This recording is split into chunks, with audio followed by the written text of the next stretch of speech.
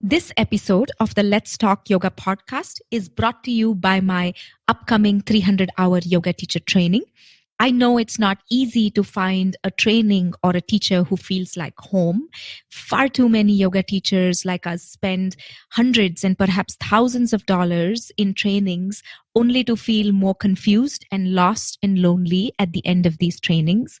That's why I'm excited to invite you to my upcoming free teacher training masterclass, where I'll walk you through what to expect in my teacher training, especially in Module 1 and 2.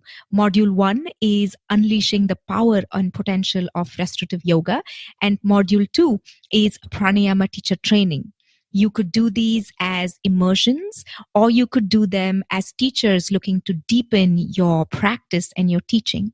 In this free masterclass, you'll get to practice, ask questions, preview the syllabus, get a free workbook, experience what it feels like to work with me, and an added bonus, heavy discounts for anyone who shows up live for this masterclass.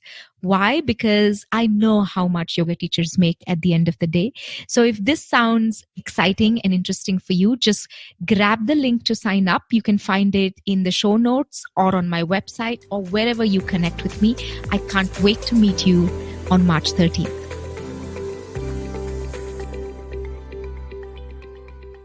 Hi, everyone.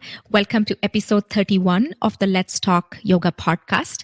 On the show today, I chat with Judith Hanson Lasater, who's back again on the show. Some of you will remember that she was on episode 12 talking about the pelvis is everything a few months ago. I've always admired Judith for her wisdom and what she brings to us yoga teachers. She's completing 50 years of teaching this July, and that's just so precious for me.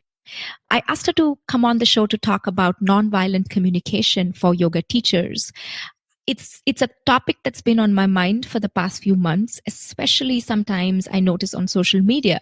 A lot of yoga teachers have this need to always be right, not to forget cancel culture and just this really strong opinions. It's always my way or the highway type of scenarios. So that prompted me to reach out to her to have a chat about this book she wrote many years ago. It's called What We Say Matters, Practicing Nonviolent Communication. She wrote it with her husband, Ike Lasater. And there's a lot of overlap of the concepts of the yamas and niyamas along with nonviolent communication. And sometimes while we have the best intentions to live a life of communicating like this, we don't understand how to actually do it in real life. So if you're someone who wants to practice communicating clearly and compassionately, then this episode is for you. Judith and I talk about what is nonviolent communication, why it's important for us more than it is for the other person. We talk in depth about cancel culture in the yoga world, and we also get to hear about her new book, which is now available on pre-order. She shares all of that and so much more in today's episode. But before I let you go, remember enrollments for my upcoming 300-hour yoga teacher training are now open for Module 1 and Module 2. If you enjoy the content and the perspective that I put out here on the podcast, then make sure to check out the details. I only run these 300-hour trainings once in 2 years, and they're really small group trainings. And I'd be really bummed to see you have to wait another 2 years. So just head to the link in the show notes or my Instagram bio or the website, and you can sign up for my free masterclass as well as get all the information on these upcoming modules. And lastly, just remember, it always means the world to me when you review, rate, and subscribe to this podcast. Okay? Anyway, enjoy the show with Judith. I'll see you on the other side. Hi, my name is Arundhati, and you're listening to the Let's Talk Yoga podcast. I'm an ex-Bollywood dancer turned yoga and wellness educator. I've built a 6-figure business as an immigrant, woman of color yoga teacher with no business background, no handstands, pure instinct, and the free information found on Google.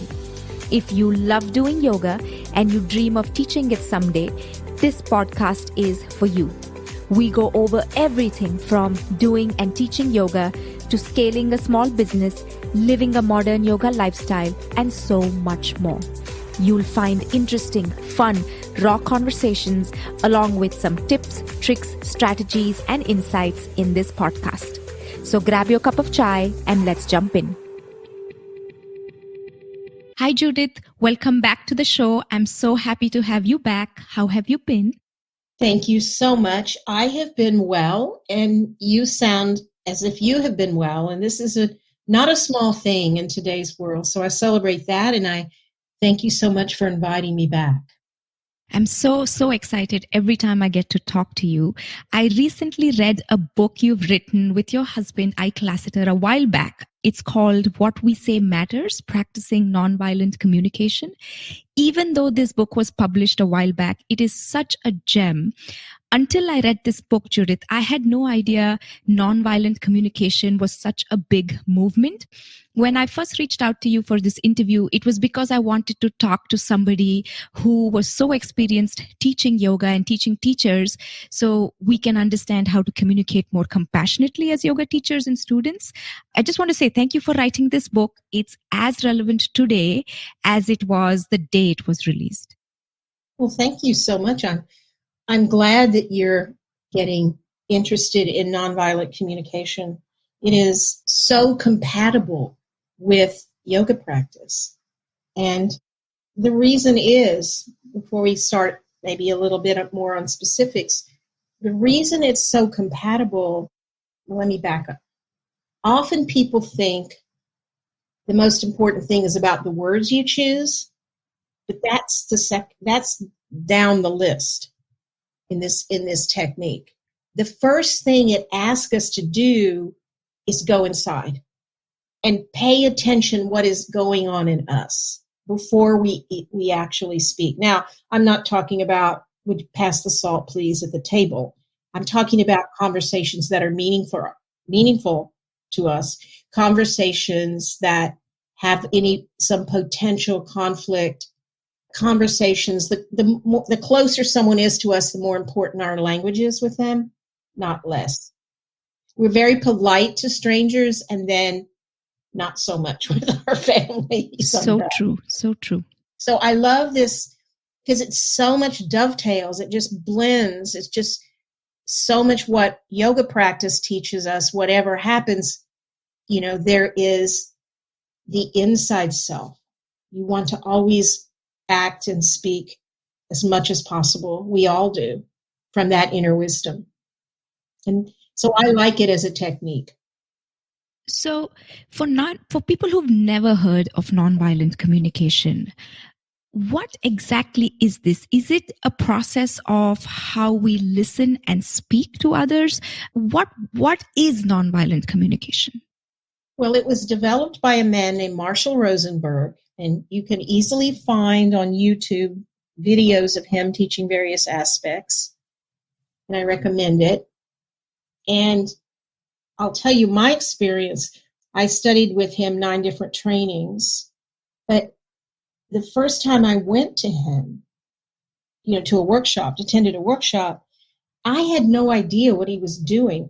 I just know I was very moved. I felt very different inside when he would talk, the way he addressed people who asked him questions and worked on issues in the workshop. And I was so puzzled. I could not figure out what he was doing. And I became intrigued. So he called it nonviolent communication because he was so deeply influenced by the work of Mahatma Gandhi and the Mahatma's use of nonviolence and how powerful that is. Not returning hatred with hatred is so powerful. It's one of the most powerful actions we can take in the world. Right now, in our own heart, with political leaders, with people that are acting and doing things that are incredibly distressing. And are we going to respond? How are we going to respond in our heads about that? And if any of those people are close to us, how are we going to respond to them? And so it is a technique and it has some basic steps, but that's not what the heart of it is. The heart of it the big picture aspect of nonviolent communication is to first connect with yourself with empathy and then with others. Because when we connect with empathy, we cannot do violence with our words. Mm-hmm. How does one become more, how do I say this? How do we increase our empathy is what I'm trying to say, and not get confused between sympathy and empathy? All right. Here's the difference. I can give you a concrete example between empathy and sympathy. Let's say we're friends, which we actually hopefully are, but let's say we live closer to each other and we can visit each other, and you call me up and you say, oh, would you come over and talk to me? I had to put my dog down, So I go over to you and I said, oh, if I was being empathetic with you, I would say, I can imagine that you're feeling incredibly sad. And I noticed what a close relationship you had with your dog. He was like a person in a dog suit. And I have a sense of how sad you must feel and how much you miss him. So what I'm doing is guessing what might be going on with you. Looking at it, walking in your shoes, looking at it from what might be going on with you. But I could come over and say, oh, you seem so sad. I was so sad. We had to put our dog down 2 years ago. And I thought the kids were so upset. And I just was so sad. And I know just how you feel. Now, when you hear, at least it's often true for me, when someone says, I know just how you feel, they're trying to be comforting, but it slightly causes an irritation in me. Because it's more about them? It's more about them. Bravo. So another example might be a wife is driving the car and she has a little fender bender and they get it fixed. And then a week later, she comes home and then the husband notices that there's another bad dent in the fender. So he starts ranting and raving about getting very angry with her, how you don't know how to drive, you should pay more attention, what's wrong with you, you just did that, it costs us $500 or $1,000. These days, it probably costs $3,000 for a tiny dent. But, and he's all upset. And she could try to educate him. So, but wait, let me tell I don't want to hear it. I'm just so sick of this. Are you just going to do this every week? Is this how our lives are going to be? Spend our savings? Or, ranting and raving. And how she could respond. There's always a choice. You seem really upset. I'm guessing you just feel hopeless about the situation and just want so much for it to be different. And maybe even frustrated because we just went through this and now you're thinking, here goes time, energy, and money. We have to be without the car for 3 days. And imagine you feel upset about that. And he'll say, well, yeah, I have a right to be upset. Yeah, and if he keeps doing it, you just keep giving him empathy, which is imagining how he might feel. And your goal is not to be right, it's to be present. And then when he calms down, you might say, are you ready for me to tell you what happened? Yeah, tell me what happened. I already know what happened. No, it doesn't sound like you're really ready. You're still feeling irritated. Maybe I'll tell you later. But if he is truly receptive, well, okay, now I'm sorry. I'm ready to hear that. He feels full of empathy. And you say, I was parked and someone hit me. And that changes everything. But if you try to tell him that when he's in pain, he's going to say, well, you just probably parked wrong. You don't know how to do that either. I mean, he has a need to be heard and seen. So the classic example, if I may tell you another story about it. Oh, please, yes. Supposedly this is true, but even if it isn't, well, I believe it is. I believe the source. All right. So a man gets on this crowded subway in New York City, and he has his 4 children with him. And they start kind of going crazy. One of them's bothering, 2 of them are fighting. One of them's bothering the other passengers. Another one's just singing loudly at the top of his lungs. And people are sort of looking at each other and looking around. And finally, they're very disruptive. So finally, someone gets the courage to say to him, sir, would you please control your children? You're dominating the car. And he said, I'm not sure I can. We just came from burying their mother. Now, I'm guessing when you heard the first part, you were on this, you had the judgment that the people in the car had. But when you heard that statement about we just came from burying their mother, you shifted. And that's exactly, everyone then had empathy, and they started talking to the kids and entertaining them. And, the entire atmosphere completely shifted because they had empathy for him. And so that's the underlying premise of nonviolent communication. It's ancient Greek. I think it might have been Plato, could have been Socrates. I can't remember. Everyone is, basically be soft, be kind. Be kind. Everyone is carrying a deep burden. And this ability to cultivate empathy, regardless of the situation, comes from our ability to respond to our own judgments in our own head. You know them, the relentless judgments with empathy. So I want to ask you, you said something that I thought was so powerful. You said the goal is not to be right, it is to be present. And that it ties so beautifully into the practice of yoga, because everything we try to do in yoga practice is to be present with whatever is dealt to us on that day. So this might be a very silly question, Judith, and I apologize if it is. I refuse to accept your apology. I love all questions. Thank you. But is nonviolent communication a little more significant for people who say they teach yoga or lifelong students of the practice? I mean, if someone's ignorant and they don't know yamas, niyamas, that's one thing. And they don't know about nonviolent communication, that's one thing. But for people like us who have read the yamas and we're trying to practice them, does it mean differently? Okay, this is a lovely question. I want to back up a tiny bit to something you said first, if I may. I want to embroider or slightly shift this idea that about being present. To me, I think being present is very important, but it is the beginning of the spiritual journey and not the end. So the question for me is, to what am I being present?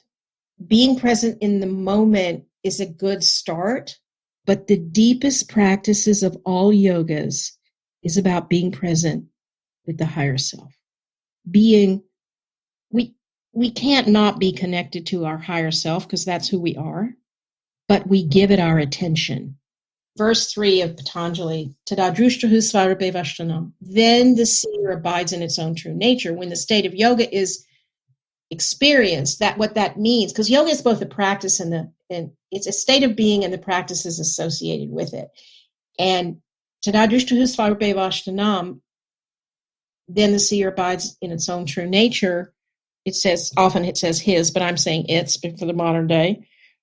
The self doesn't have gender. Is when we act, when we live, when we breathe, when we speak, with even a teaspoon, a molecule of that connection, we then are radically present in every way, and empathy is who we are.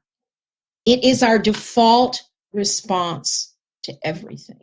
Empathy for self and empathy for the other. And what I define empathy is, I define it as understanding independent of agreement.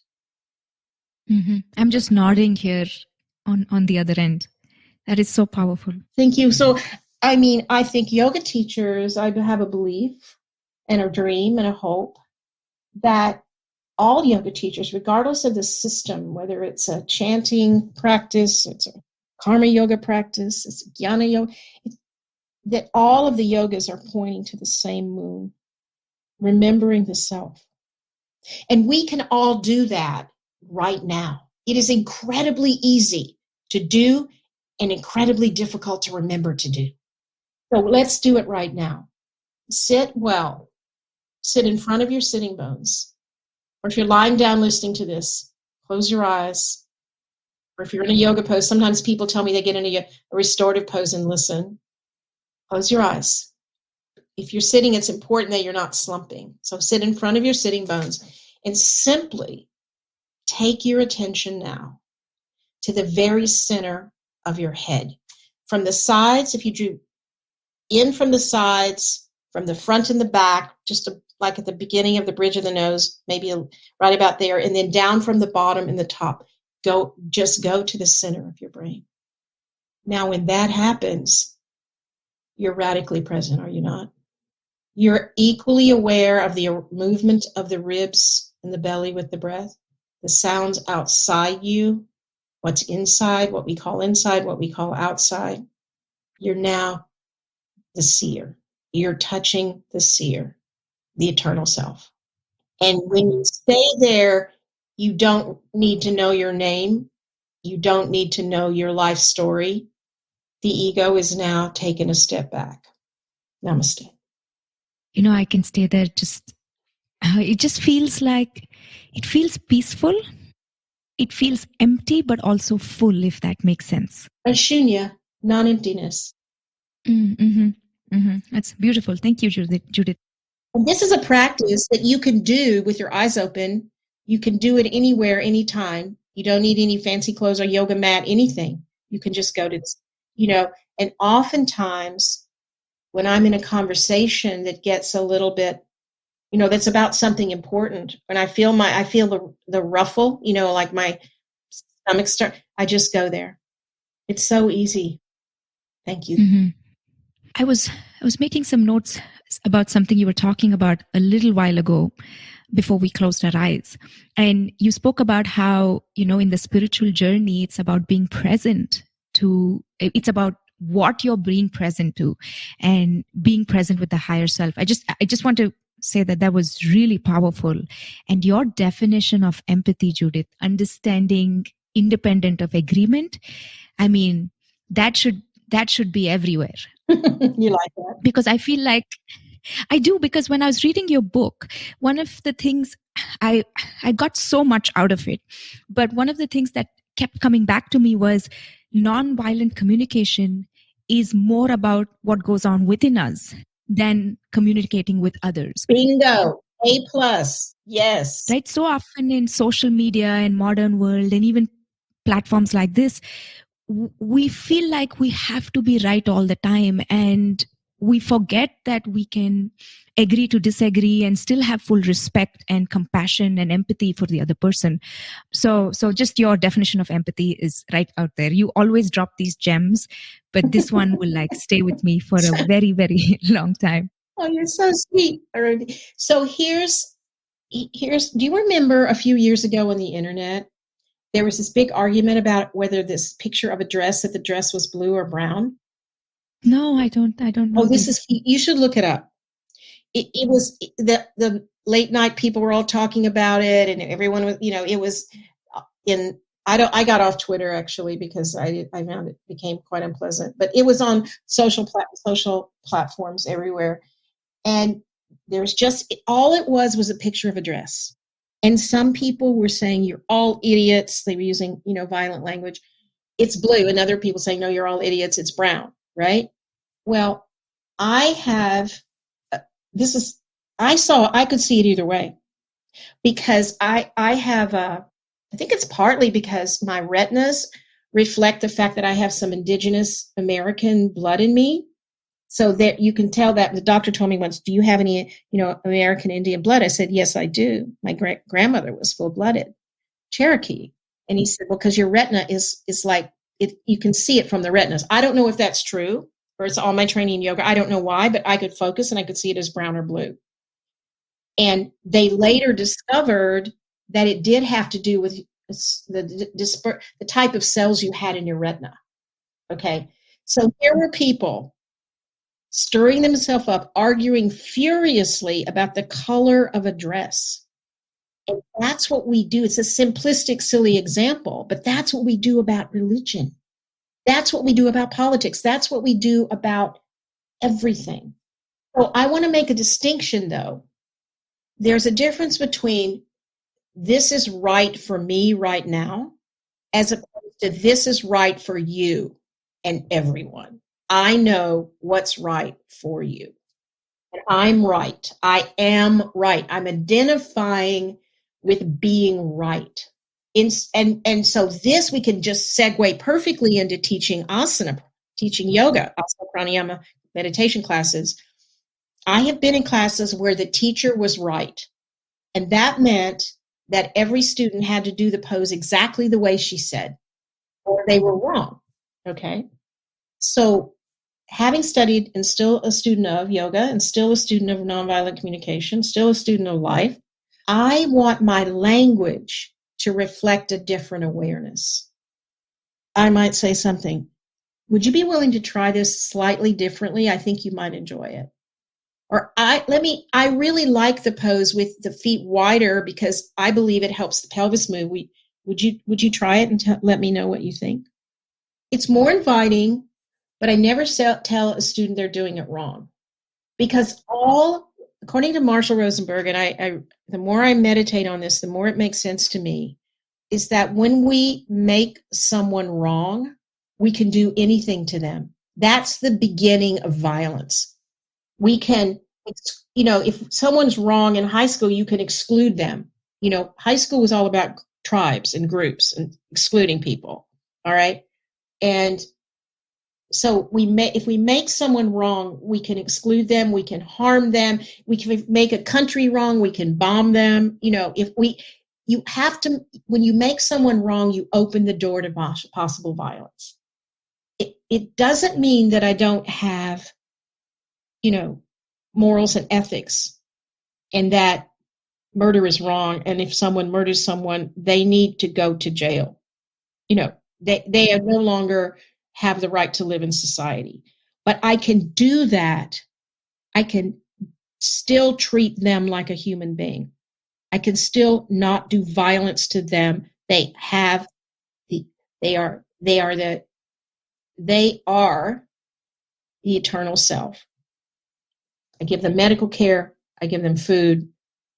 I help them find some kind of productive work because human beings need that. But I confine them away from society. I'm not saying that we should never hold people accountable for their consequences. And Marshall talked about this judicious use of force, like the sort of the compassionate use of force. Like your 2-year-old runs in the street, you're not going to say, when I see you run in the street, I'm very concerned that you might be hit by a car and that would not be healthy for you. So would you come, you grab the kid out of the street.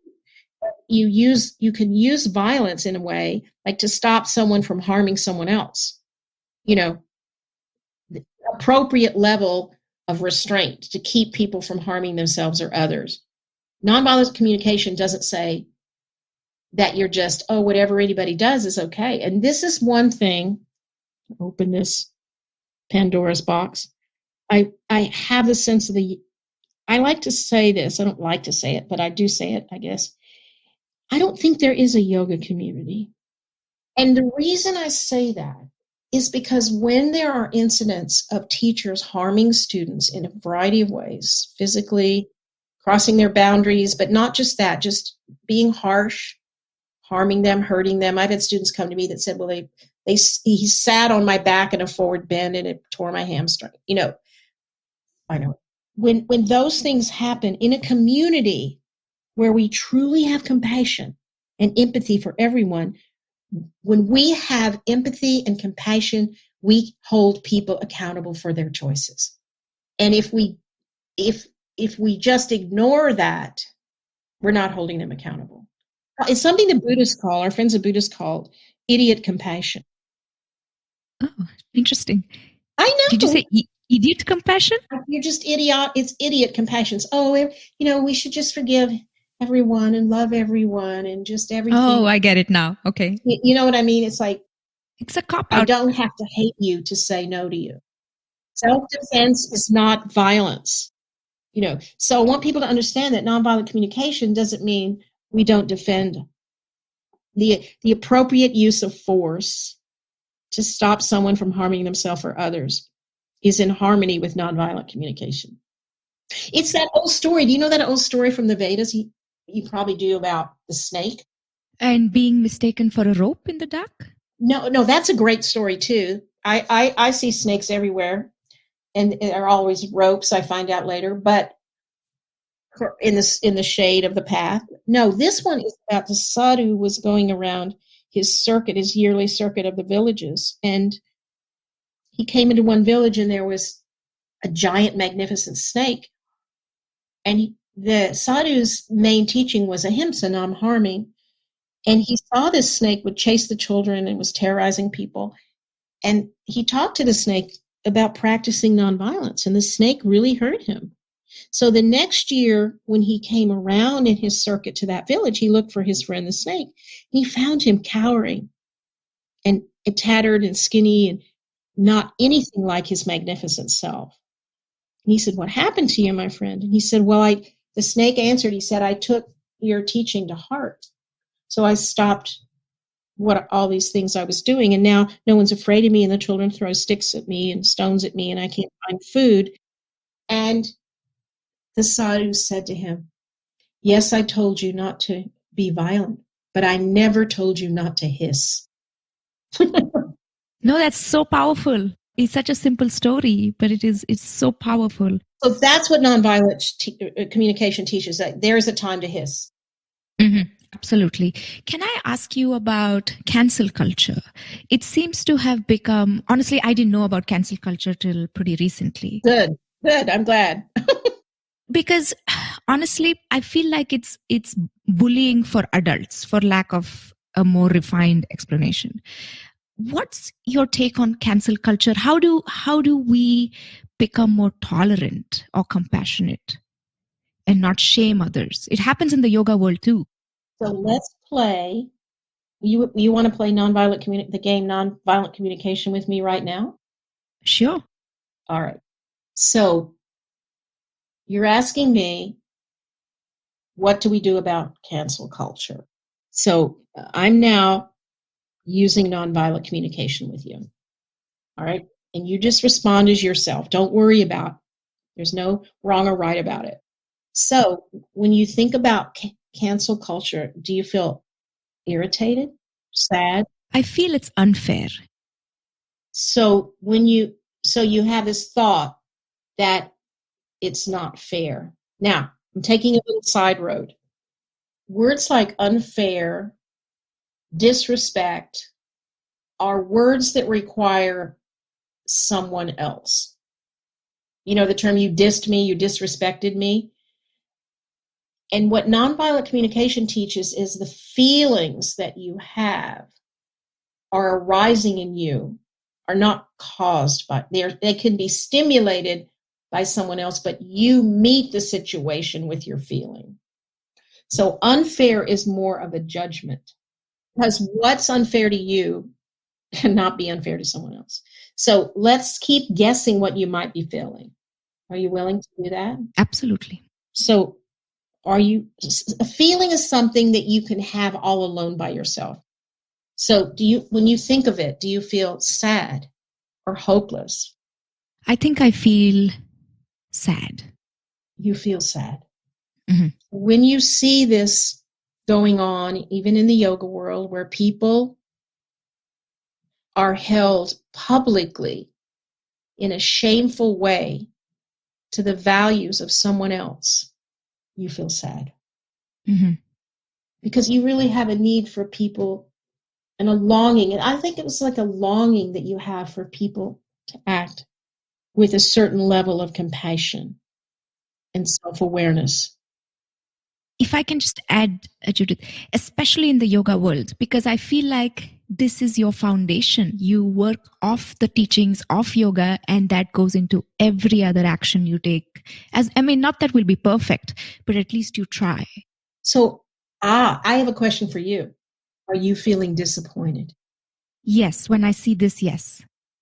Is that the one that resonates the most with you, sort of viscerally, the feeling of disappointment? Yes, but isn't that a feeling or an emotion? That's a feeling. Disappointment is a feeling. You're deeply disappointed because, now this is classic NVC. Are you deeply disappointed because you have such a desire for yoga teachers, especially, to live their yoga. 100%. Now that's what's going on with you. So here's your homework. You feel it. You feel it in your physical body. Say it out loud to me, if you would. Mm-hmm.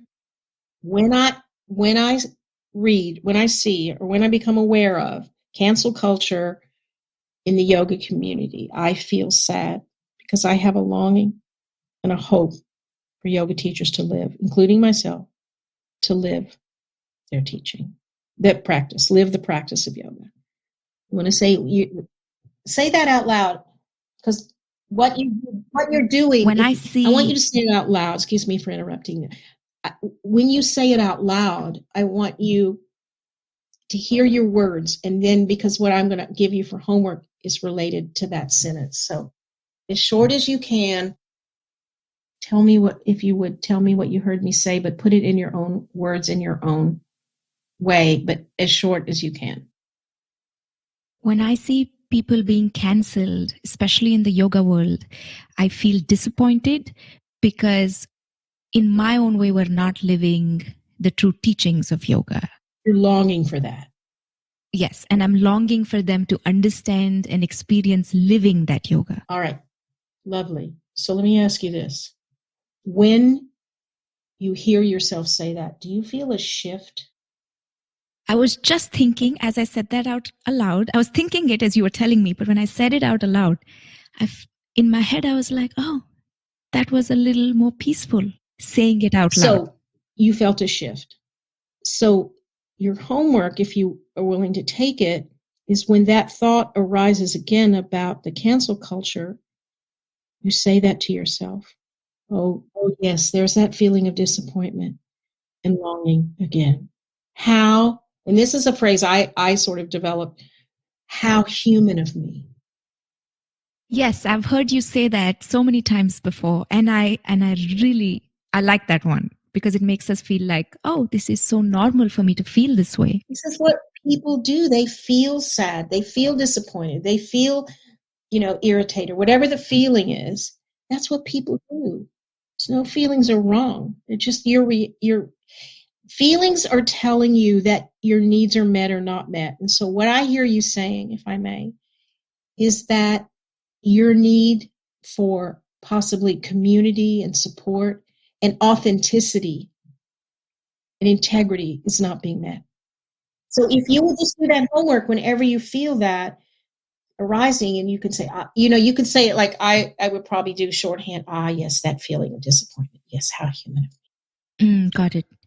I will definitely try it. And then let me know, if you want to send me an email, let me know how it goes for you, because this is classic NVC.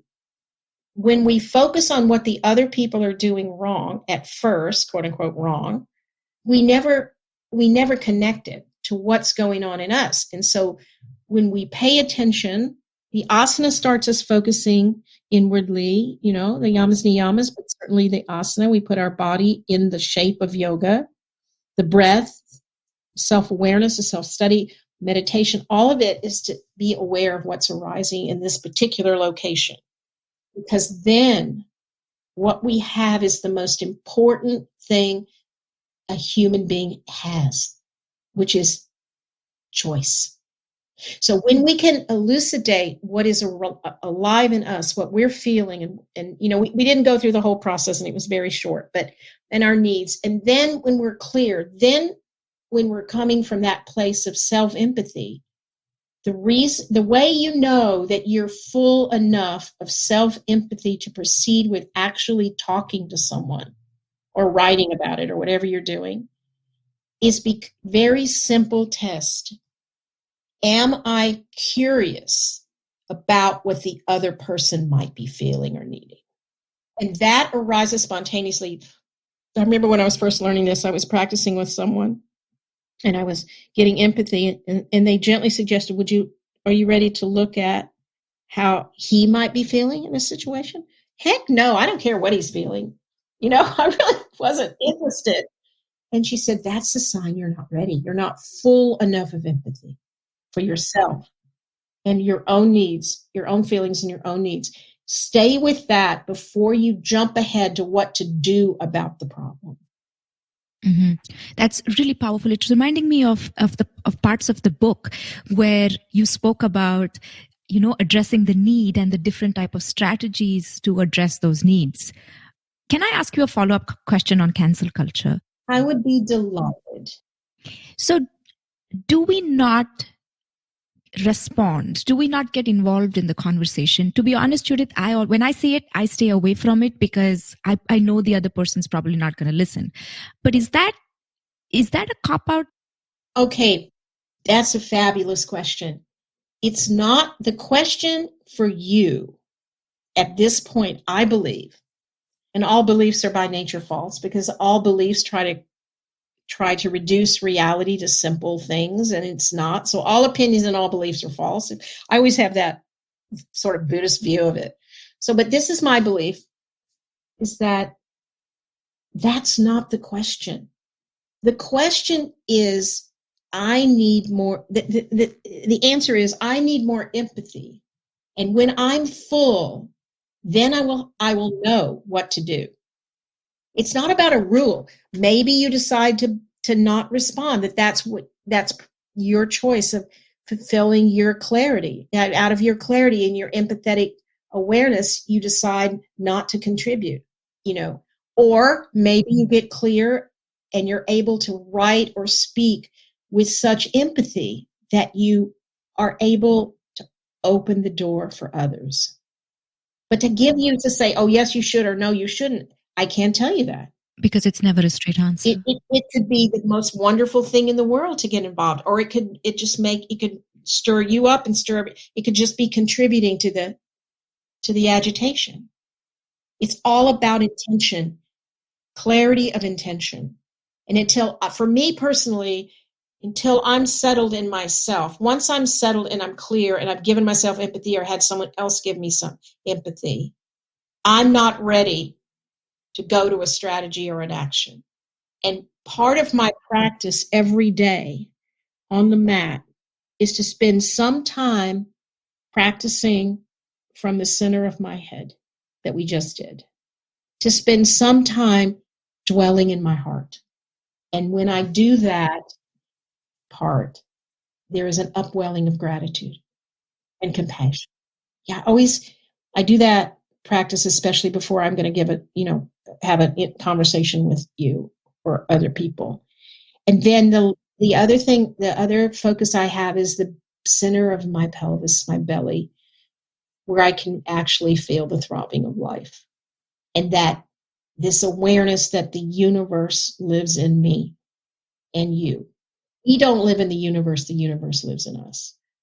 But until I have that sense of thinking about the situation, whether it's with an individual or this broader, very important subject that you bring up about cancel culture, unless I act from a place of empathy and compassion, I create more karma for myself and others.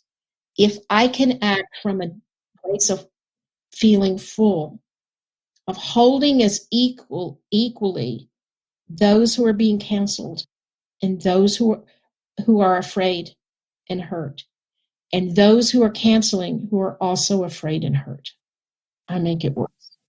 It's so powerful, everything you say about this. And I really hope that people listening take it to practice. They read your book because your book has so much in it. But speaking of the book, can you tell us about your next one coming up? Because I feel like is it related to this book in any way? Totally. Thank you for asking. It's called Teaching Yoga with Intention, the essential guide to skillful hands-on assists and verbal communication. And it's divided into 5 sections, and the first one is on nonviolent communication and teaching, specific examples that have happened to me that I've learned from. And then there's a whole section on touching. Why do we touch? Are we clear why we're touching? And then a chapter on the section on the technical aspects of touching, where not to touch, when not to touch, as well as when to and where to, with some pictures. And then there's one on becoming an educated student, understanding what it means. The responsibility of the classroom is also with the student. It's an overlapping responsibility between teacher and student. It's not just the teacher telling the student. The student also has responsibility. And then there's an epilogue of my word, a short epilogue word to teachers about the big picture of teaching. And it's actually you can pre-order it now on Amazon. Teaching Yoga with Intention. And it's like a practical guide, a very specific guide on languaging in a yoga class. And examples, lots of examples of when I chose to use it and what happened. I will link to it. I will absolutely link to your book about nonviolent communication, What We Say Matters, as well as your new book. Thank you so much, Judith. I really hope that you will be back very soon to tell us about your new book. But there's so much you packed into this episode. I've always said this, I can talk to you for hours. It is such a treat to have a teacher like you, at least in my practice, in my lifetime. Thank you so much. I'm humbly grateful to be of some help in your life. And I want to offer you my appreciation for what I experience as the clarity and humility and simple sweetness with which you talk about the practice of yoga. So I know that those qualities are in you and they come across in such a delightful way. Thank you for helping all of us have conversations and hopefully some learning and opening to this yoga we all love so well. May we live like the lotus at home in the muddy water. Namaste. Thank you so much. And thank you all for listening. Namaste, Judith. Wasn't that so thought-provoking and inspiring? I really hope someday that more yoga teachers can live and breathe their wisdom like Judith does. Once again, I'd love to have you join me on my email newsletter. Just find the link in the show notes. And remember, Module 1 and Module 2 are open for enrollments. I'll see you next week. Until then, take care, stay safe. Bye-bye.